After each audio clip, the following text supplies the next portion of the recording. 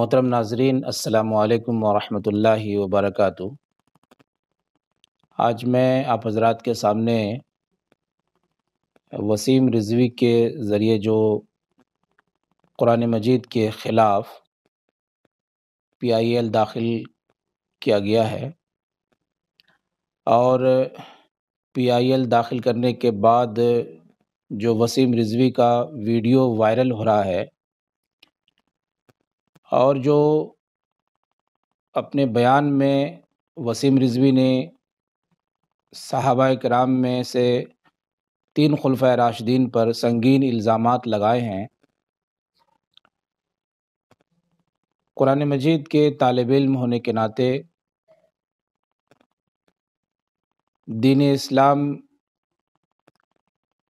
کا ایک فرد ہونے کے ناطے میں چاہتا ہوں کہ وسیم رضوی کے جو سنگین الزامات ہیں اس کا سرسری جواب دوں۔ پہلی بات تو یہ ہے کہ مسلمانوں کے ہاں حیرت نام کی کوئی چیز نہیں ہے۔ یعنی آج اگر وسیم رضوی کوئی بات اسلام کے خلاف، قرآن مجید کے خلاف بیان کر رہا ہے تو مسلمانوں کو اس پر ذرہ برابر بھی حیرت نہیں ہے۔ اس لیے حیرت نہیں ہے کہ مسلمان وہ قوم ہے، وہ ملت ہے، وہ جماعت ہے جس کی تاریخ نہایت ہی قدیم ہے، اور مسلمان کو معلوم ہے کہ وسیم رضوی جیسے لوگ اس سے پہلے بھی پیدا ہوتے رہے ہیں، آج بھی ہیں اور قیامت تک رہیں گے۔ اس لیے مسلمانوں کو اس کے اس گھٹیا حرکت پر کوئی حیرت نہیں ہے اور مسلمان حیرت کے شکار نہیں ہے۔ اب آئیے میں وسیم رضوی کے جو الزامات ہیں، اور سنگین الزامات، بلکہ آپ اسے بہتان بھی کہہ سکتے ہیں، میں سرسری طور پر پہلے اس کا ایک جائزہ آپ کے سامنے پیش کرتا ہوں اور پھر وسیم رضوی کو کچھ مشورے دیتا ہوں۔ اس کے آنکھ کے اوپر میں جو پردہ لگا ہے اس پردے کو میں ہٹاتا ہوں، اور ساتھ ہی ساتھ برادران وطن کے ذہن میں جو شکوک و شبہات ہیں اسلام کے تعلق سے اور قرآن مجید کے تعلق سے، اس ملک کا ایک شہری اور ناگرک ہونے کے ناطے میں ان کے کنفیوژن کو بھی دور کرنے کی کوشش کرتا ہوں۔ اب وسیم رضوی کا پورا بیان آپ سن جائیے جو انڈیا ٹوڈے نے نشر کیا ہے۔ وسیم رضوی اپنے بیان میں کہتے ہیں کہ ابو بکر، اور اس سے پہلے آپ دیکھیں کہ یہاں سے اس کی بات شروع ہوتی ہے۔ دیکھیے، پروفٹ محمد کے بعد پہلے خلیفہ ابو بکر، دوسرے خلیفہ عمر اور تیسرے خلیفہ عثمان دوارا قرآن کو کلیکٹ کر کے اور اس کو جاری کیا گیا ایک کتابی شکل میں۔ اب اس بیان کو آپ سنیے۔ ایک ادنا مسلمان جس کو اسلام کے تعلق سے ذرہ برابر بھی جانکاری ہے اور اسلام سے ذرہ برابر بھی محبت ہے، وہ جب محمد صلی اللہ علیہ وسلم کا نام اپنی زبان پہ لیتا ہے تو صلی اللہ علیہ وسلم ضرور کہتا ہے، لیکن آپ اس کے بیان میں آپ دیکھیں گے کہ جب اس نے محمد صلی اللہ علیہ وسلم کا نام لیا تو صلی اللہ علیہ وسلم نہیں جوڑا۔ اس کے بعد جب خلیفہ اول کا نام لیا اس میں رضی اللہ عنہ نہیں جوڑا۔ پھر اس کے بعد جب عمر رضی اللہ تعالیٰ عنہ کا نام لیا پھر اس میں رضی اللہ نہیں جوڑا۔ پھر اسی طرح سے حضرت عثمان رضی اللہ تعالیٰ عنہ کا جب نام لیا تو اس میں بھی رضی اللہ نہیں جوڑا۔ آپ اس کے اس بیان سے اندازہ لگا سکتے ہیں کہ خلفائے راشدین میں سے 3 خلفائے راشدین کے تعلق سے اس کا عقیدہ کیا ہے۔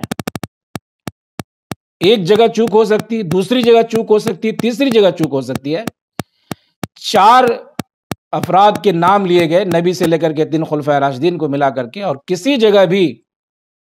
جو ایک مسلمان کا جو عقیدہ ہے، مسلمان کے بولنے کا جو انداز ہے، مسلمان کے بولنے کا جو طریقہ ہے، اس کی اس نے پاسداری نہیں کی۔ یہ بات میں نہیں سمجھتا ہوں کہ سہون جو ہے ایسی ہو گئی، نہیں، یہ اس کے عقیدے کا جز ہے۔ بہت سارے شیعہ حضرات کو میں نے سنا ہے ان کے بارے میں کہ وہ باضابطہ طور پر اپنی محفلوں میں ان دو خلفۂ راشدین جو خلیفہ اول اور خلیفہ دوم ہیں، ان کو جو ہے وہ برا بھلا کہتے ہیں۔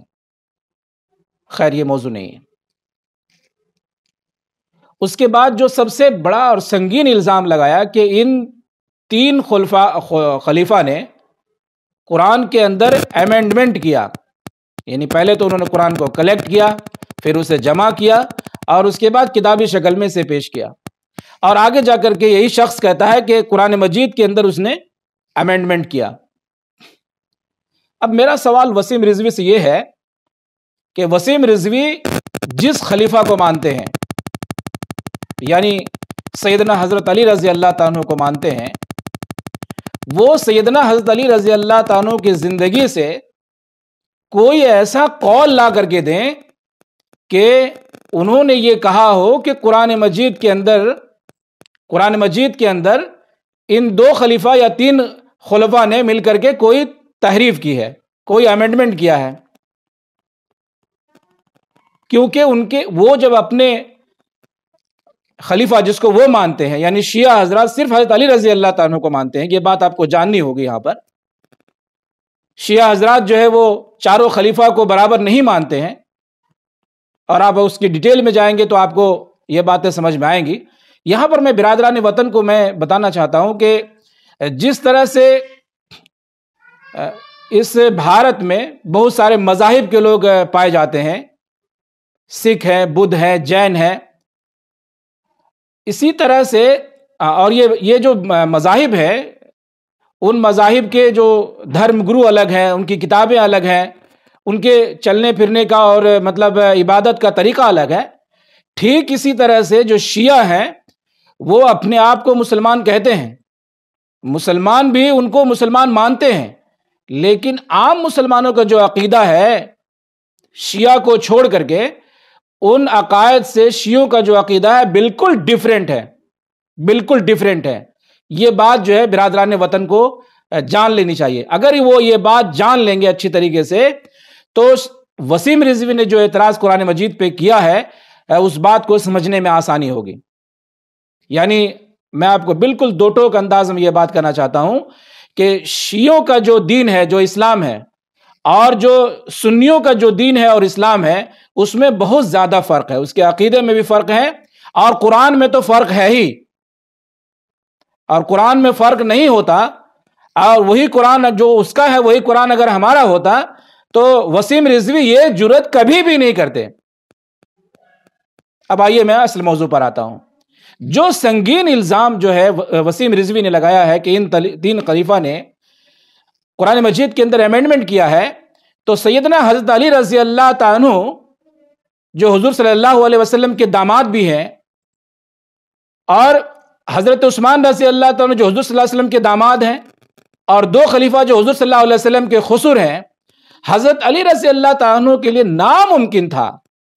حضرت علی رضی اللہ تعالیٰ کے اندر ناممکن تھا، کیونکہ آل رسول کا جو وہ خون ہے وہ اس میں شامل تھا، یہ ان کے لیے ناممکن تھا کہ ان کی موجودگی میں قرآن مجید کے اندر تحریف کی گئی اور انہوں نے آواز نہیں اٹھائی۔ ان کی موجودگی میں قرآن مجید کی تحریف کرنے والوں کے پیچھے وہ چلے، ان کے پیچھے انہوں نے نمازیں پڑھی، ان کے ساتھ انہوں نے جنگیں لڑی، اور ان کی انہوں نے اطاعت کی، یہ ناممکن تھا۔ تو وسیم رضوی جو اعتراض قرآن مجید پر کر رہے ہیں وہ کہیں نہ کہیں سب سے بڑا اعتراض سیدنا حضرت علی رضی اللہ تعالیٰ پہ کر رہے ہیں۔ یہ حضرت علی رضی اللہ تعالیٰ کی جو شخصیت ہے وہ غیر معمولی شخصیت ہے، اور حضرت علی نہیں بلکہ چاروں خلفائے راشدین کی جو شخصیت ہے وہ غیر معمولی شخصیت ہے۔ تو وہ الزام ان تین خلفائے راشدین پہ نہیں لگا رہے ہیں، بلکہ وہ الزام، سب سے بڑا الزام سیدنا حضرت علی رضی اللہ تعالیٰ پہ لگا رہے ہیں۔ آپ کو پتا ہے کہ انہی کے خانوادے میں حضرت حسین رضی اللہ تعالیٰ ہیں، جب اسلام پر حرف آنے لگا کچھ مسائل کو لے کر کے تو انہوں نے شہادت پیش کی، اور انہوں نے اس کی پرواہ نہیں کی کہ ان کے ساتھ کون کھڑا ہوتا ہے اور کون کھڑا نہیں ہوتا ہے۔ تو جو وسیم رضوی کا جو اعتراض ہے، سب سے بڑا اعتراض، اس اعتراض کا جواب یہ ہے۔ اب اس کے بعد وسیم رضوی کہتا ہے کہ اس میں وائلنس ٹیچنگ ہے۔ قرآن مجید کی وہ 26 آیتیں جس کو لے کر کے وہ گئے ہیں، پتہ نہیں اس نے قرآن مجید کا کبھی مطالعہ کیا ہے یا نہیں کیا ہے، کہا اس میں وائلنس ٹیچنگ ہے۔ اور پھر اس کے بعد وہ آگے جا کے کہتا ہے اسی سے آتنکواد کو بڑھاوا ملتا ہے، جو بچے مدرسے میں پڑھتے ہیں وہ آتنکواد کی طرف مائل ہوتے ہیں۔ اور اس کے بعد کہتے ہیں کہ اگر یہ فیتھ کا مسئلہ ہے، اگر یہ فیتھ کا مسئلہ ہے، آگے جا کر کے میں آپ کو بتاؤں گا کہ اگر یہ فیتھ کا مسئلہ ہے تو مجھے اجازت ہونی چاہیے کہ میں کافروں کو ماروں۔ یعنی آپ دیکھیں کہ کس طرح سے وہ جذباتی باتیں کرتا ہے۔ تو پہلی بات یہ ہے کہ ان 26 آیتوں کی نشاندہی وسیم رضوی نے نہیں کی ہے۔ اگر اس نے 26 آیتوں کی نشاندہی کی ہوتی تو قرآن مجید کا یہ معمولی سا طالب علم محض چند منٹوں میں اس کے آنکھ کے پردے ہٹا دیتا اور بتاتا کہ قرآن مجید کے ان آیتوں سے وائلنس کا کہیں سے ثبوت نہیں ملتا ہے۔ اب اس کے بعد وسیم رضوی کا جو سب سے سنگین الزام ہے، وہ الزام یہ ہے کہ ان چیزوں کو داخل کر کے ان تینوں خلیفہ نے اپنی سرحد کو بڑھانے کا کام کیا ہے، اپنی سرحد کو بڑھانے کا کام کیا تاکہ جو ہے اسلام پھیلے اس کے ذریعے سے، اور اسلام کی جو سرحد ہے اس میں اضافہ ہو۔ میں یہاں پر وسیم رضوی سے پوچھنا چاہوں گا، مجھے تو نہیں لگتا کہ وسیم رضوی کو دین اسلام کے بارے میں اتنی معلومات ہوگی، لیکن پھر بھی میں اس سے پوچھنا چاہتا ہوں کہ وہ اپنے علماء کرام سے جا کر کے پوچھیں کہ حضرت علی رضی اللہ تعالیٰ عنہ جنگ بدر میں اللہ کے رسول صلی اللہ علیہ وسلم کے ساتھ تھے یا نہیں تھے؟ جنگ احد میں اللہ کے رسول صلی اللہ علیہ وسلم کے ساتھ تھے یا نہیں تھے؟ صلح حدیبیہ میں اللہ کے رسول صلی اللہ علیہ وسلم کے ساتھ تھے یا نہیں تھے؟ جنگ تبوک میں اللہ کے رسول صلی اللہ علیہ وسلم کے ساتھ تھے یا نہیں تھے؟ غزوہ خندق میں اللہ کے رسول صلی اللہ علیہ وسلم کے ساتھ تھے یا نہیں تھے؟ 53 جنگیں اللہ کے رسول صلی اللہ علیہ وسلم نے تقریباً لڑی ہیں۔ ان 53 جنگوں میں سے کوئی ایسی جنگ نہیں ہے جس میں سیدنا حضرت علی رضی اللہ تعالیٰ نے مخالفت کی اور کہا کہ میں جنگ میں نہیں جاؤں گا۔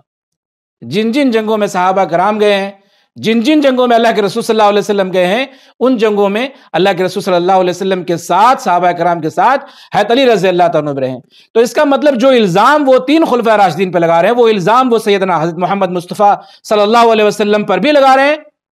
اور حضرت محمد مصطفیٰ صلی اللہ علیہ وسلم پر الزام لگانے کے بعد اس کے پھر ایمان میں شک کیا جاتا ہے کہ اس کا ایمان کس لیول کا ہے۔ اور ان 3 ہستیوں کے بعد سیدنا حضرت محمد مصطفیٰ صلی اللہ علیہ وسلم پر الزام لگانے کے بعد پھر اس کے ایمان کا کیا حشر ہے، پھر وہ اللہ تبارک و تعالیٰ بہتر جانتا ہے۔ اور پھر یہ الزام لگانے کے بعد اس نے بالکل ثابت کر دیا کہ سیدنا حضرت علی رضی اللہ تعالیٰ عنہ سے بھی اس کا کوئی تعلق نہیں ہے۔ اب آپ اس کے بعد اس کی جو ذہنیت ہے، آپ اس کی طرف آپ جائیں۔ اس نے مطالبہ کیا ہے کہ کورٹ اس میں انٹرفیرنس کرے، دخل اندازی کرے، اور کورٹ دخل اندازی کر کے ان آیتوں کو نکال دے۔ اور پھر وہ یہ کہتا ہے کہ یہ معاملہ فیتھ سے جڑا ہوا نہیں ہے۔ فیتھ سے جڑا ہوا ہوتا تو انسانیت کا معاملہ، کسی کا قتل کر دینا فیتھ سے جڑا ہوا معاملہ کیسے ہو سکتا ہے؟ وہ یہ کہتا ہے کہ کسی کو قتل کر دینا، یہ معاملہ جو ہے وہ کس طرح سے وہ فیتھ سے جڑا ہوا ہو سکتا ہے؟ اچھی بات ہے 1400 سال سے لے کر کے آج تک آپ یہ بتائیں کہ اتنے مدارس جو ہے پوری دنیا کے اندر ہیں، کس مدرسے سے نکلے ہوئے طالب علم نے کس کافر کو قتل کیا ہے؟ اب بتائیں، اس ملک میں بڑے بڑے مدارس ہیں، دارالعلوم دیوبند ہے، ندوۃ العلماء ہے، جامعۃ الفلاح ہے، مدرسۃ الاصلاح ہے، اور نہ جانے اس طرح کے کتنے ادارے ہیں۔ اب بتائیں کہ آزادی کے بعد سے لے کر کے آج تک کسی بھی مدرسے کو گورنمنٹ نے اس طور پر سیل کیا ہو کہ وہاں کے فارغین نکلتے ہیں اور جہاد میں شامل ہوتے ہیں؟ وہاں کے فارغین نکلتے ہیں اور آتنکوادیوں کے ساتھ مل جاتے ہیں؟ بلکہ اب تو جو مدارس کے ذمہ داران ہیں، وہ مدارس کے ذمہ داران باضابطہ اس کا اہتمام کر رہے ہیں۔ جب اس طرح کے کم سمجھ لوگ، کم فہم لوگ جب اس بات کو پھیلاتے ہیں کہ مدارس کے اندر اس طرح کی باتیں کی جا رہی ہیں، تو باضابطہ جو اپنے مدرسے کے ارد گرد میں ایس ایچ او وغیرہ ہیں، تھانہ پرباری وغیرہ ہیں، ان کو وہ مختلف فنکشن میں بلاتے ہیں اور وہ بلا کر کے پورے مدرسے کو دکھاتے ہیں، حتیٰ کہ اگر کہیں بیسمنٹ میں اگر کوئی جگہ ہے تو وہاں پہ لے آتے ہیں. آپ کو بہت ساری تصویریں مل جائیں گی کہ آپ آئیے دیکھیے ہمارے ہاں. اگر واقعی ہم کوئی چیز ایسی کر رہے ہیں جو ملک کی سالمیت کی خطرہ ہے تو آپ اس کی نشاندہی کیجئے. لیکن آپ کو حیرت ہوگی کہ آزاد ہندوستان میں، آزاد بھارت میں کوئی بھی مدرسہ ایسا نہیں ہے جس کے تعلق سے گورنمنٹ نے کوئی ثبوت فراہم کیا ہو، یا کسی مدرسے میں جا کر کے تالا لگایا ہو، یا کسی مدرسے کے تعلق سے یہ سنگین الزام جو وسیم رضوی لگا رہے ہیں وہ الزام جو ہے گورنمنٹ کے کسی عملہ نے لگایا ہو.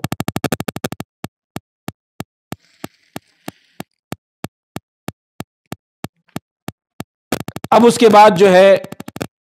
وسیم رضوی آگے جا کر کے کہتا ہے کہ یہ وائلنس ٹیچنگ، یعنی یہ لفظ اس کی زبان پہ بار بار آ رہا ہے، یہ وائلنس ٹیچنگ ہے. یہ ایک طرح سے آتنکی گتی ویدیوں میں مسلمان بچوں کو ملوث کرنے کی بات ہے. یعنی سیدھے وسیم رضوی نے ہندوستان کے ان تمام مسلمانوں کو جو مدرسے میں پڑھتے ہیں یہ ثابت کر دیا اس کے تعلق سے، اور ثابت کرنے کی کوشش کی اس نے، اور اس نے بہتان لگا دیا، اس نے بڑا سنگین الزام لگا دیا کہ مدرسے کے اندر آتنکوادی تیار کیے جاتے ہیں. میں اس وقت ملک کی جو عدلیہ ہے اور ملک کا جو حفاظتی عملہ ہے اور جو ملک کی ہوم منسٹری ہے، ان تمام سے میں یہ التماس کرنا چاہوں گا کہ وسیم رضوی کا جو اتنا سنگین الزام ہے وہ ملک کی سالمیت کے لیے خطرہ ہے. ملک کی سالمیت کے لیے اس لیے خطرہ ہے کہ جس ملک کے تعلق سے یہ بات دنیا میں پھیل جائے گی کہ وہاں پر صرف آتنکوادی رہتے ہیں اور وہاں آتنکوادی تیار کیے جاتے ہیں اور وہاں سے آتنکوادی پیدا ہوتے ہیں، تو ظاہر سی بات ہے اس ملک کے جو تعلقات ہیں وہ عالمی پیمانے پر بہت مجروح ہوں گے، بہت ہی زیادہ مجروح ہوں گے. اس اعتبار سے وسیم رضوی کا جو ہے وہ احتساب ہونا چاہیے کہ کوئی بات، جو بات کہ گورنمنٹ کے کہنے کی ہے، جو بات آئی بی کو کہنی چاہیے، جو بات سی آئی ڈی کو کہنی چاہیے اپنی تحقیق کی بنیاد پر، وہ بات وسیم رضوی جس کے پاس میں کوئی تحقیقی عملہ نہیں ہے، نیشنل میڈیا پر آ کر کے مدارس کو اور مدارس میں پڑھنے والے بچوں کو وہ بدنام کر رہا ہے اور اس پر سنگین الزام لگا رہا ہے. گورنمنٹ کو چاہیے کہ وہ اس پر سنگیان لے. اب اس کے بعد جو چند باتیں ہیں اس تعلق سے وہ میں آپ سے مزید شیئر کرنا چاہوں گا کہ قرآن مجید میں اگر امینڈمنٹ ہوا ہے، فرض کر لیتے ہیں، تھوڑی دیر کے لیے مان لیتے ہیں، حالانکہ جو باتیں حق پر مبنی ہوتی ہے اور حقیقت پر ہوتی ہے اس پہ فرض نہیں کرنا چاہیے، اس پر فرض کرنا ہی غلط ہے. لیکن میں وسیم رضوی کے لیے تھوڑی دیر کے لیے میں فرض کر لیتا ہوں کہ فرض کیجئے کہ اس میں 26 آیتیں یا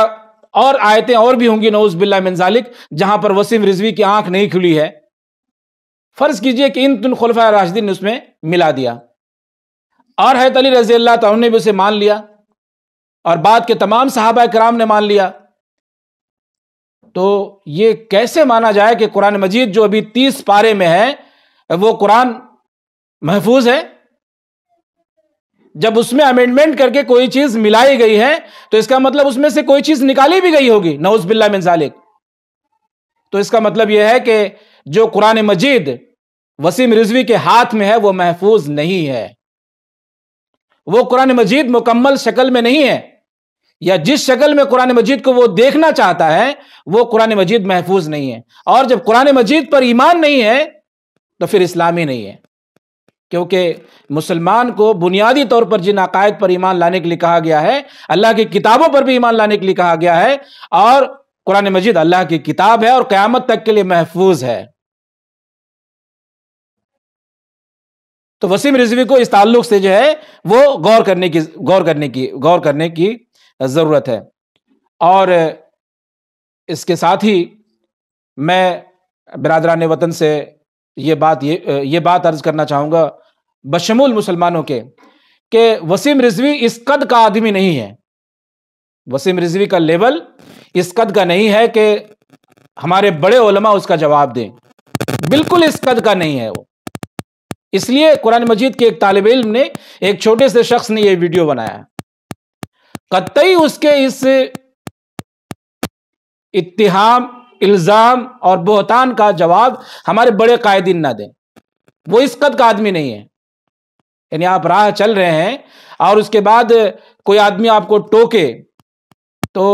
اسلام کا یہ حکم ہے اور اسلام کے اندر یہ بات کہی گئی ہے کہ ایسے جاہلوں کو، ناسمجھوں کو آپ نظر انداز کر کے، اگنور کر کے گزر جائیے۔ تو یہ ویڈیو جو میں نے بنایا، یہ ویڈیو میں نے عام لوگوں کے لیے بنایا ہے، برادران وطن کے لیے بنایا ہے، کہ وسیم رضوی اپنے اس الزام کے ذریعے، اپنے اس بہتان کے ذریعے، اپنے اس PIL کے ذریعے، ہو سکتا ہے کہ پارلیمنٹ میں اور راجیہ سبھا میں کسی جگہ وہ اپنی جگہ طے کرنا چاہتا ہو، یا ہو سکتا ہے کہ اس کے اوپر اس کی گردن کہیں پھنسی ہوئی ہو اور وہ اس کے ذریعے سے وہ اپنی گردن کو باہر نکالنا چاہتا ہو۔ میں اس کے بارے میں کچھ نہیں جانتا، لیکن وسیم رضوی یہ بات جان لے اور برادران وطن تمام لوگ یہ بات جان لیں کہ قرآن مجید بسم اللہ الرحمن الرحیم سے لے کر کے قل اعوذ برب الناس تک از ابتدا تاخر محفوظ ہے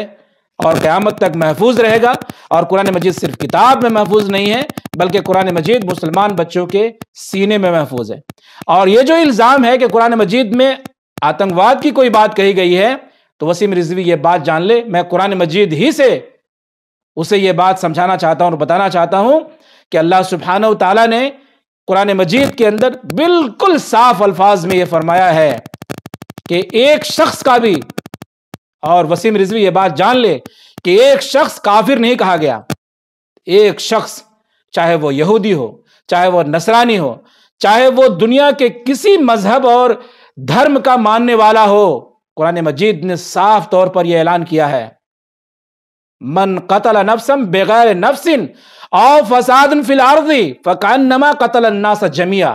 وسیم رضوی، اگر آپ نے قرآن مجید نہیں پڑھا ہے تو ایک دفعہ قرآن مجید پڑھ لیجئے۔ آپ نے معترضین کی کتاب کہیں پہ اٹھا لیا اور ان میں سے آیتوں کو آپ نے دیکھ لیا، اور اس کے بعد اپنے آپ کو مسلمان کہتے ہوئے خود اپنے گھر میں سوراخ کرنے لگے۔ آپ قرآن مجید کی اس آیت کو پڑھیے، اللہ سبحانہ وتعالیٰ نے بیان فرمایا ہے، اگر کسی بھی شخص کا، چاہے وہ جس دھرم کا ماننے والا ہو، اگر ظلم کرتے ہوئے ناحق اگر اس کا قتل کر دیا، تو اس انسان کی حیثیت اسلام میں دنیا کے تمام انسان کے برابر ہے۔ فَكَأَنَّمَا قَتَلَ النَّاسَ جَمِيعًا، اس نے گویا کہ پوری انسانیت کا گلا گھونٹ دیا، پوری انسانیت کو اس نے قتل کر ڈالا۔ قرآن مجید میں یہ آیت نہیں ہے۔ وسیم رضوی، اسلام کا مقصد اس دنیا کے اندر صرف اور صرف یہ ہے، صرف اور صرف یہ ہے کہ ناحق خون بہنے سے اس سرزمین کو پاک کیا جائے، خون بہنے سے، کہ کسی کا ناحق خون نہ بہے۔ اور وسیم رضوی، آپ مسلمانوں کا عقیدہ جان لیجئے، مسلمانوں کا عقیدہ یہ ہے کہ مسلمان کا پڑوسی، چاہے وہ جس دھرم کا رہنے والا ہو، اگر وہ بھوکا رہ گیا اور مسلمان نے اگر پیٹ بھر کھانا کھایا، تو کل قیامت کے دن مسلمان کو اس کی جواب دہی دینی ہوگی، اللہ کے حضور اس کا جواب دینا پڑے گا۔ وہ اسلام جو پڑوسی کے تعلق سے اتنا لبرل ہے، اتنا لبرل ہے کہ جب آپ صلی اللہ علیہ وسلم پڑوسی کے بارے میں کہنے لگے تو صحابہ کرام کو لگا کہ کہیں ایسا نہ ہو کہ پڑوسی کا شیئر جو ہے وہ ہمارے مال میں اللہ کے رسول صلی اللہ علیہ وسلم متعین کر دیں۔ وہ مسلمان جو اپنے شہری، اپنے برادران وطن کے لیے، اپنے پڑوسیوں کے لیے اتنا لبرل ہے، اتنا وسیع القلب ہے، اتنے بڑے پیمانے پہ سوچتا ہے، آپ اس مسلمان کو آتنکوادی کہہ رہے ہیں۔ مجھے آپ کی جو اس حرکت ہے اس پہ مجھے آپ ہنسی آتی ہے کہ آپ نہ جانے کس کے اشارے پر کام کر رہے ہیں، اور جو فضا آپ اس کے ذریعے سے اس ملک میں ہموار کر رہے ہیں، اس سے کیا کیا نقصانات ہوں گے آپ کو اس کا اندازہ نہیں ہے۔ پہلا نقصان تو یہ ہے، پہلا نقصان اور سب سے بڑا نقصان تو یہ ہوگا کہ اس وقت جو اس ملک کے اندر لوگ بھوک مری کے شکار ہیں، لوگ جو روزگار کے لیے تڑپ رہے ہیں، اگر مسلمانوں نے اس معاملے میں نوٹس لیا اور مسلمان اس میں انوالو ہو گئے، تو مسلمانوں کی ساری انرجی ڈائیورٹ ہو جائے گی، اور ڈائیورٹ ہو جائے گی آپ کا جواب دینے میں، اور پھر آپ کو کوریج ملے گا جگہ جگہ، سوشل میڈیا پہ آپ کو کوریج ملے گا، لوگ اپنی انرجی ضائع کریں گے، جیسا کہ میں اپنی انرجی اس وقت ضائع کر رہا ہوں۔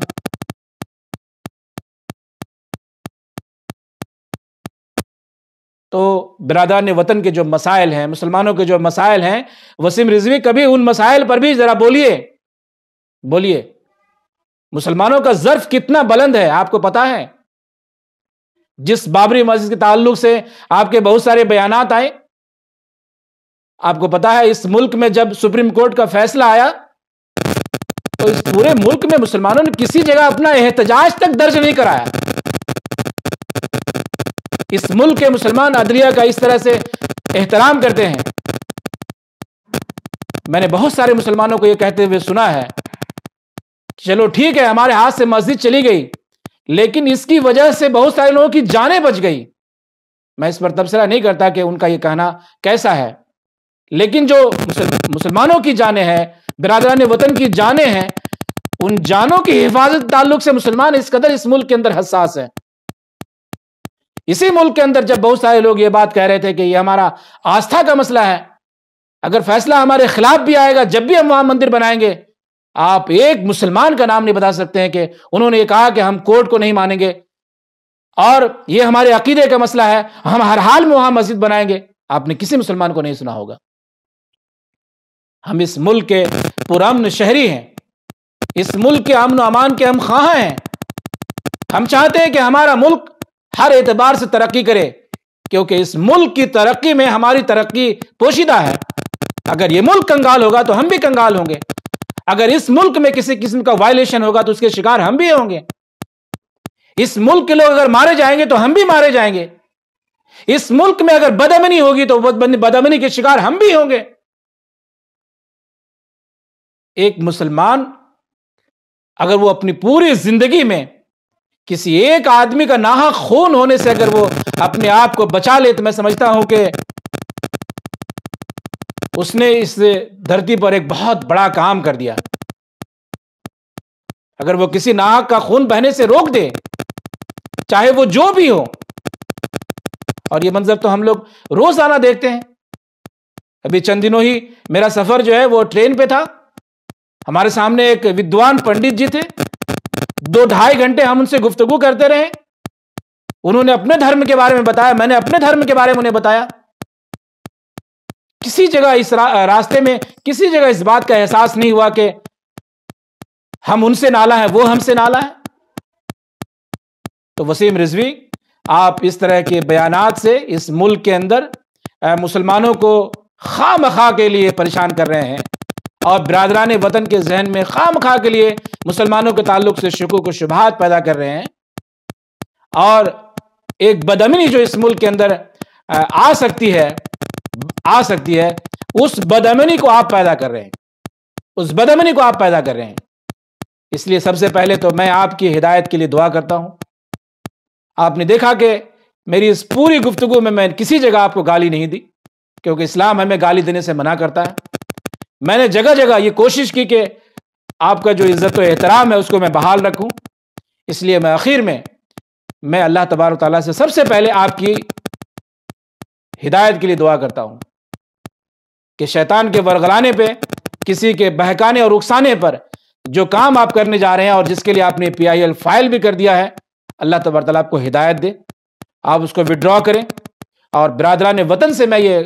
گزارش کرنا چاہوں گا، برادران وطن سے میں یہ کہنا چاہوں گا کہ آپ کو اسلام کے تعلق سے اگر کوئی کنفیوژن ہے، اور وسیم رضوی جیسے لوگ اگر آپ کو کنفیوز کرتے ہیں، تو آپ کے 500 میٹر اور 1000 میٹر کے فاصلے پر کوئی عالم ضرور ہے، اگر وہ کم بھی پڑھا ہوا ہوگا تو آپ اس کے پاس جا کر کے جن آیتوں کے بارے میں وہ کنفیوز کرتے ہیں اس کے بارے میں آپ جانیں، اور نہیں تو ہمارے پاس قرآن مجید دستیاب ہے،